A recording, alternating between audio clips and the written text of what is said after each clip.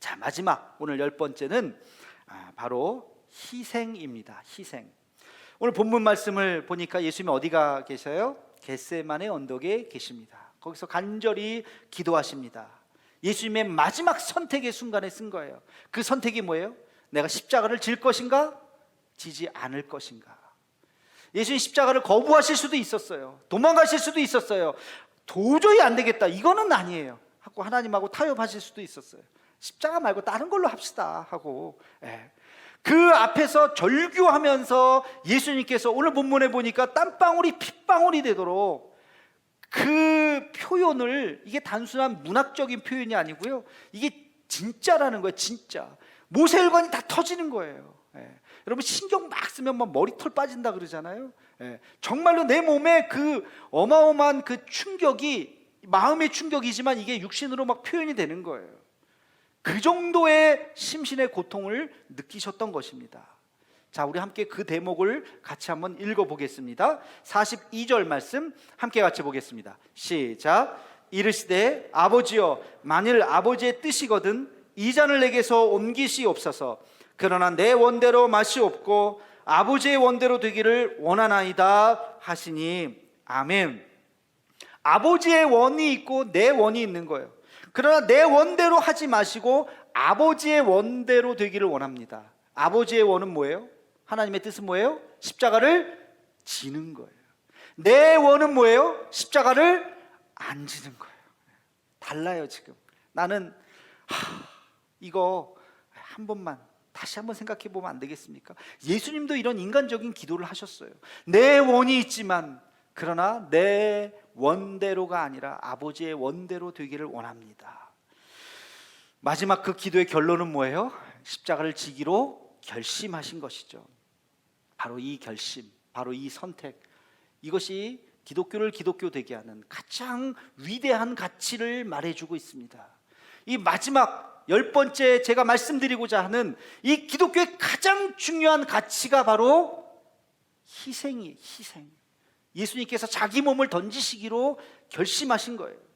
기독교는 희생의 종교라고 말해도 과언이 아닙니다. 우리가 예수님을 믿는 것, 그 십자가를 따르는 것이 뭐냐? 궁극적으로 우리는 희생의 종교를 따라가는 것입니다. 우리가 흔히 일반적으로 이야기하면서 희생양이라는 표현을 쓰죠. 어떤 사람이 저 사람이 희생양이야, 누가 희생양이야, 저 사람이 희생양이야, 아이고 안 됐네, 그런 표현을 씁니다. 이 희생양이라고 하는 표현은 구약의 전통에서, 문화에서부터 나온 이야기죠.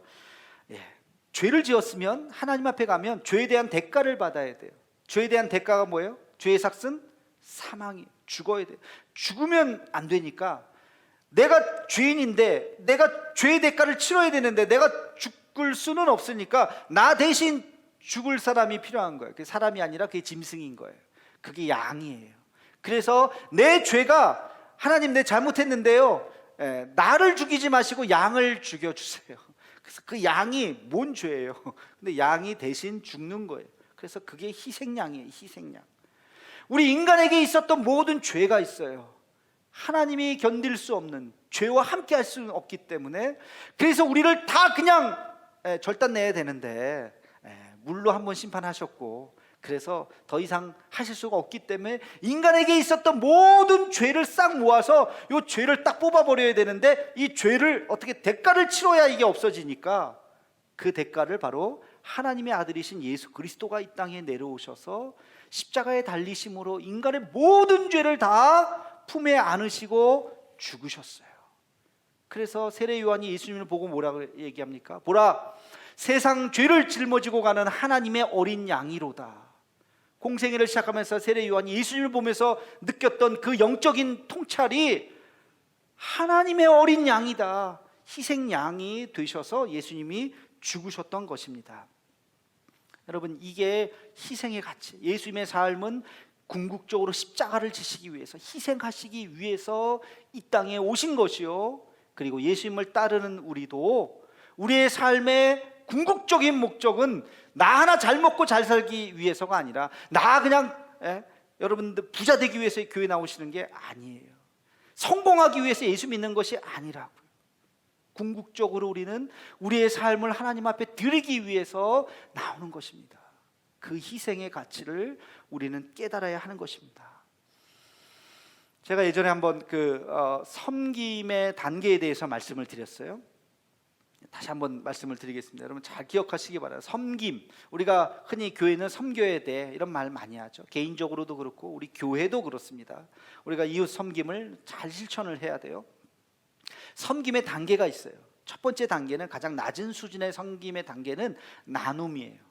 나눔이라고 하는 것은 내가 갖고 있는 거, 2개 갖고 있는 거 하나 주는 거예요. 이것도 물론 쉽지는 않아요. 내 거 이거 아까워서 못 주는 사람들이 있어요.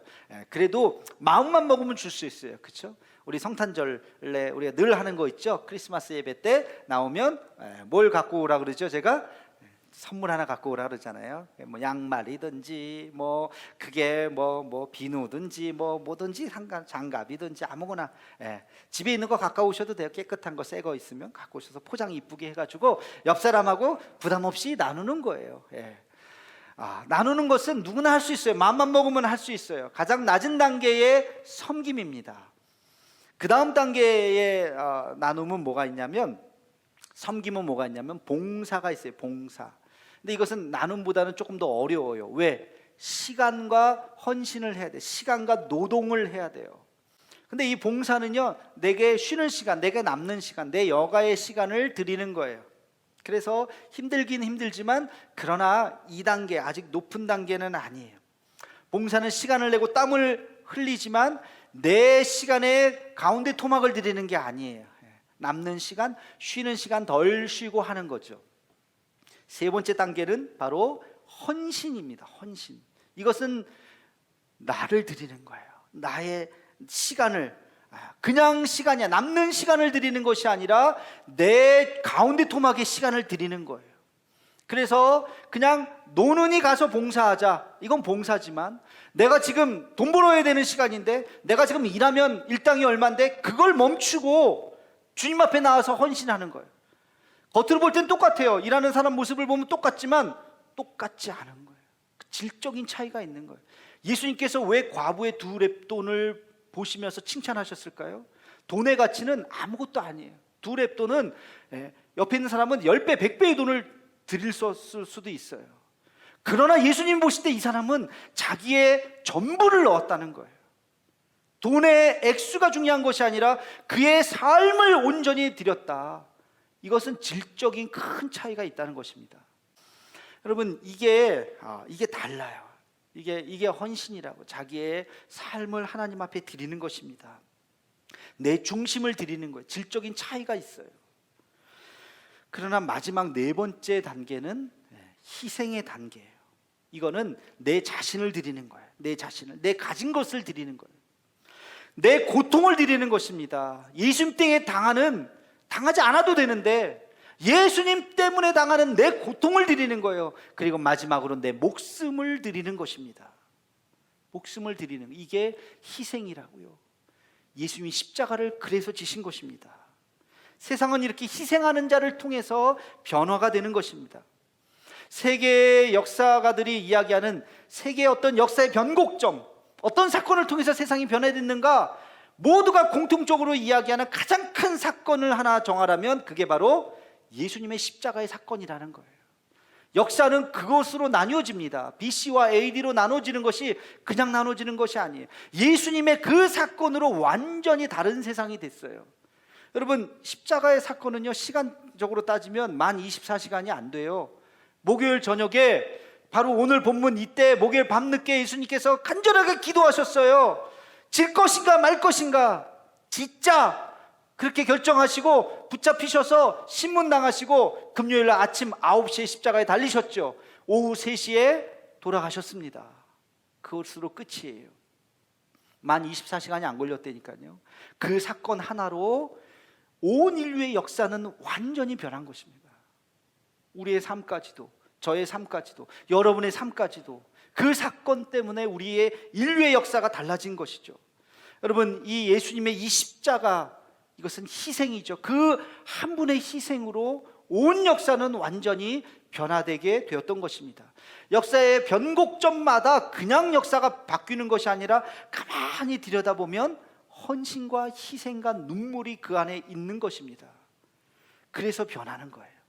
우리 한국 교회가 어떻게 이렇게 100여 년 만에 이렇게 큰 세계 유례를 찾아볼 수 없는 이렇게 큰 부흥을 이룰 수 있었을까? 이게 그냥 저절로 이렇게 된 거라고 생각하세요? 아니에요. 기독교 역사학자들이 대부분 공통적으로 이야기하는 것이 있습니다. 그게 뭐냐면 초기 선교사님들의 그 수준이에요. 그 퀄리티. 초기 선교사님들의 퀄리티가 완전히 달라요. 제가 한국 교회사를 이야기하면서 사실 더 많은 책을 보고 더 많은 이야기를 하고 싶었지만 시간이 없어서 다 얘기하지 못한 몇 가지의 사건들, 대목들이 있어요. 제가 잠깐 좀 말씀을 드리려고 그래요.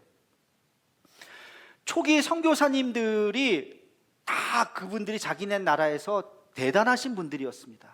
그냥 선교 안 가고 자기 나라에 살았으면 초상류층으로 살 수 있었던 분들이었어요. 그러나 그것을 버리고 여러분 지구본 보시면 미국하고 우리나라하고 지구 딱 정반대입니다. 정반대에 비행기 타고 오는 것도 아니에요. 뭐 퍼스트 클래스에서 이러고 오는 게 아니에요. 정말 배 타고 와가지고 여기서 그들의 남은 삶을 헌신했었던 이 분들이, 그래서 그들은 이제 역사학자들이 이야기해요. 한국의 이렇게 큰 부흥의 그 밑에 뿌리에는 선교사님들의 헌신과 선교사님들의 수준이 굉장히 높았다는 것입니다.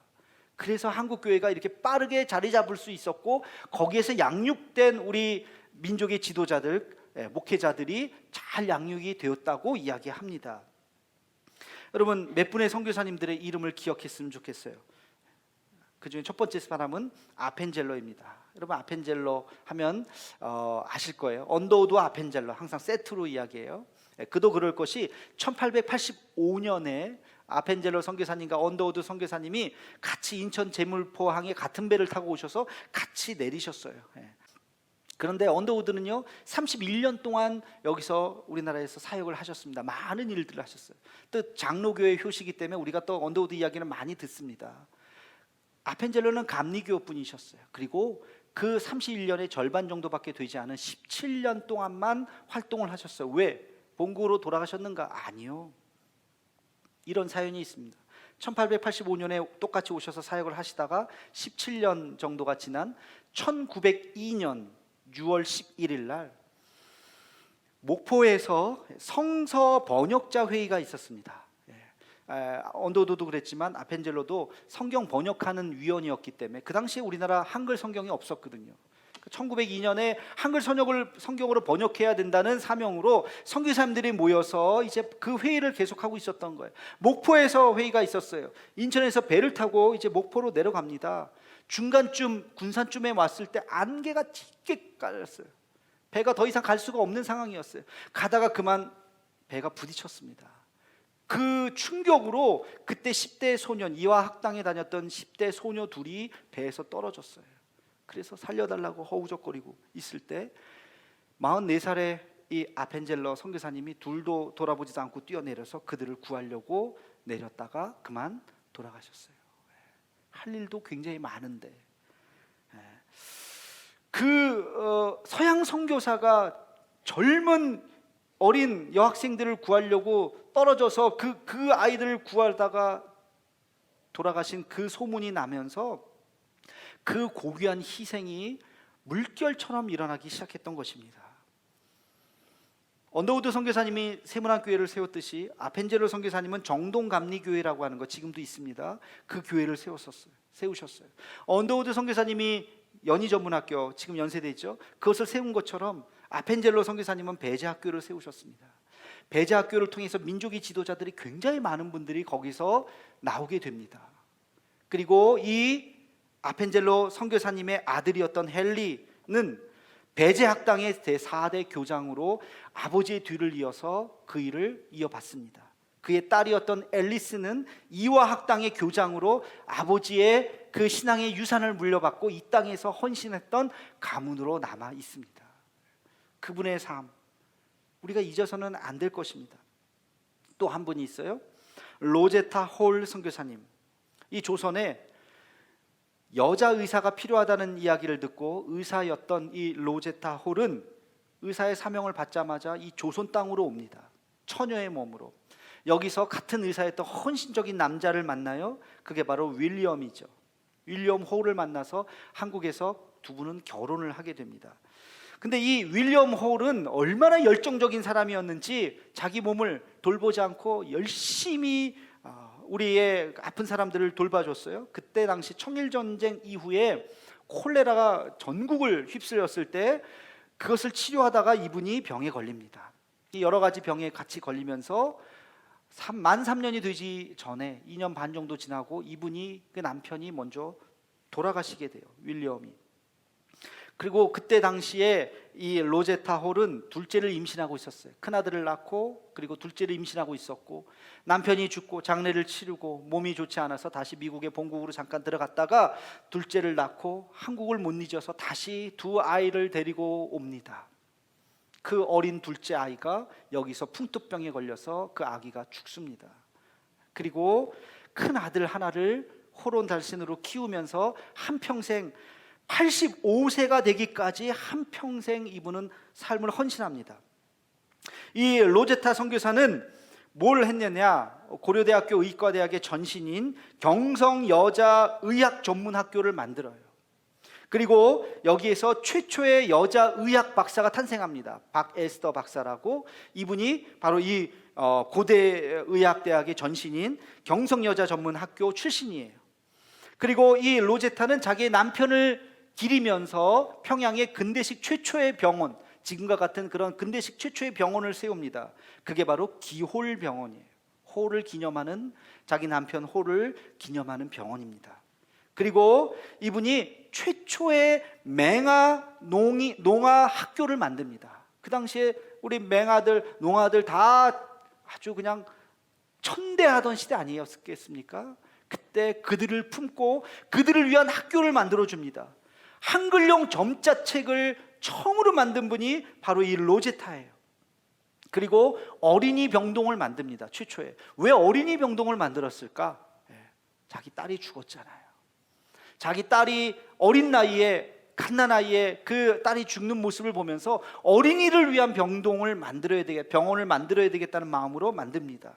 그리고 하나 있었던 그 아들 셔우드 홀은 캐나다에 가서 의과 공부를 하고 의사가 돼서 다시 조선 땅으로 옵니다. 아버지의 순교의 피가 뿌려진 이 땅에 다시 어머니와 함께 같이 옵니다.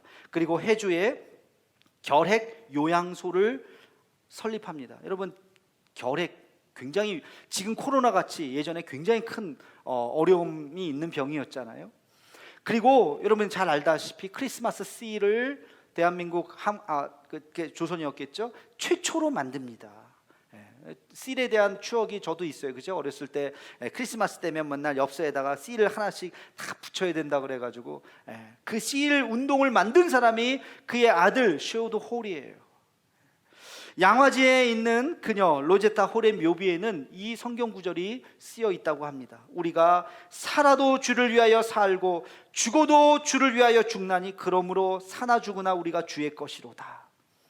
로마서 14장 8절 말씀.